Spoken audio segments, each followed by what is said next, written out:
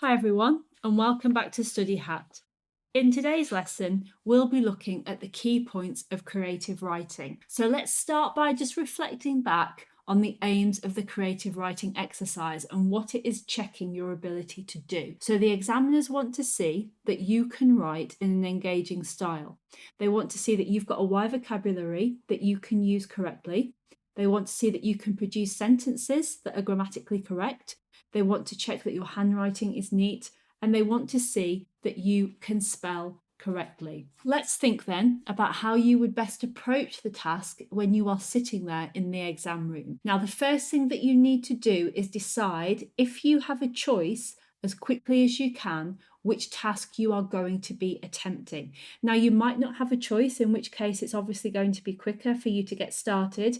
But if you do have a choice, and there could be a number of different options, as fast as you can, go through them and select the one that you are most confident in being able to answer. Once you have decided upon the task, focus on the kind of writing it requires. So is it a story? Is it a persuasive essay? A personal essay? Is it a letter, a formal letter, an informal letter? Is it a recount? You might then also, remember, be set a task to continue with the story that has been given to you already in the comprehension extract. So you're going to want to be in a rush to get started, but it is a good idea to take just a few minutes out of your writing time and do some planning. It will actually speed up the process of writing when you do get going. So one of the things you need to do as part of your planning is remember to think about the key points that each paragraph is going to contain. So for example, if it's a story, which paragraph is going to deal with the climax of the plot? If it's a persuasive essay, what kind of argument are you going to deal with in your third paragraph?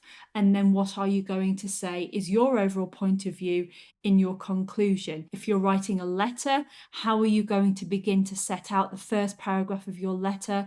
If you're writing a story, or if you're writing a recount that's going to feature characters, decide who those characters are going to be. You also need at this stage to decide if your writing is going to be in the first or the third person, and make sure that you don't deviate from that decision. You need to be consistent with it all the way through your writing.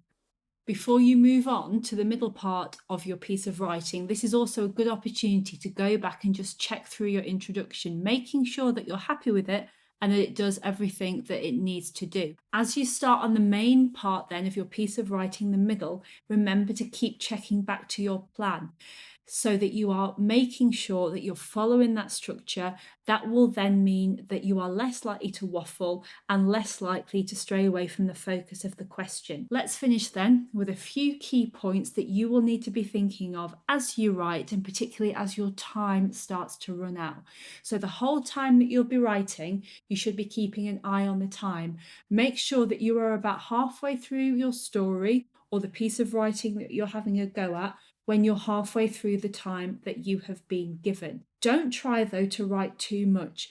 Quality and not quantity is really what the examiners will be looking for. Obviously, your writing needs to be of a decent length, but it's much more important to write at a high standard than it is to simply get words down on the paper. You will also need to think as you are writing it, and if you've got time, which you should have, go back to check it, that your final paragraph brings your work to a satisfactory conclusion.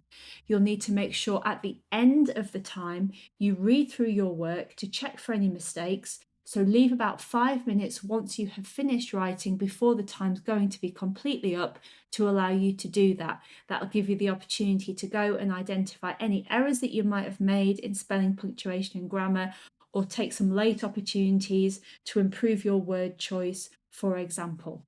That concludes then today's lesson on the key points of creative writing. Be sure to have a go at the quiz at the end of this video, and I'll see you in the next video.